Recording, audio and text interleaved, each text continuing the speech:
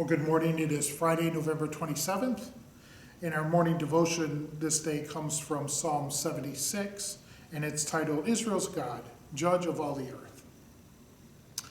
In Judah, God is known. His name is great in Israel.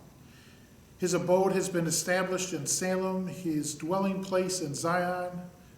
There he broke the flashing arrows, the sword, the spear, and the weapons of war. Glorious are you, more majestic than the everlasting mountains. The self-hearted, you're stripped of their souls. They sank into sleep. None of the troops were able to lift a hand. At you, O God of Jacob, both rider and horse lay stunned. But you indeed are awesome. Who can stand before you when once your anger is roused? From the heavens you utter judgment, from the earth feared and was still. When God rose up to establish judgment, to save all the oppressed on the earth. Human wrath served only to praise you. When you bind the last bit of your wrath around them, make vows to the Lord your God and perform them. Let them who are around him bring gifts to the one who is awesome, who cuts off the spirit of the prince and who inspires fear in the kings of the earth.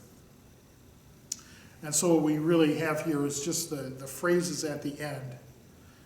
Make vows to the Lord your God and perform them. Let all who are around him bring gifts to the one who is awesome, who cuts off the spirit of the princes, who inspires fear in the kings of the earth. And so we as humans, we are the ones who are to make vows before God and perform them. Now, certain vows that we will take, we'll take vows that we'll be peacemakers.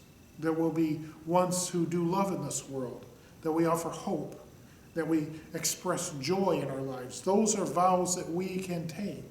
We take vows when we become members of this church that we'll support one another and care for one another and bring up those new members in this church.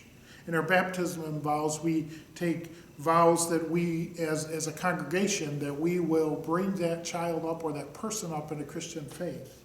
We take vows that we will be defenders of all wickedness in this world, or we will put down all wickedness in this world. We take vows before God, and we need to perform those vows. We need to be the ones that are the hands and feet of Christ in this world.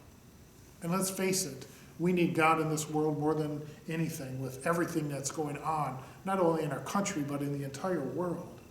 We worship God, and it says the one who is awesome. We worship that awesome God. And friends, that is great, and it is a mighty thing. But just to sit and to worship one day a week isn't enough. We make those vows and we perform them. We become the hands and feet of Christ in this world. So go forth with those vows that you have made before God, perform them. Be the hands and feet. Be the ones who worship our awesome God.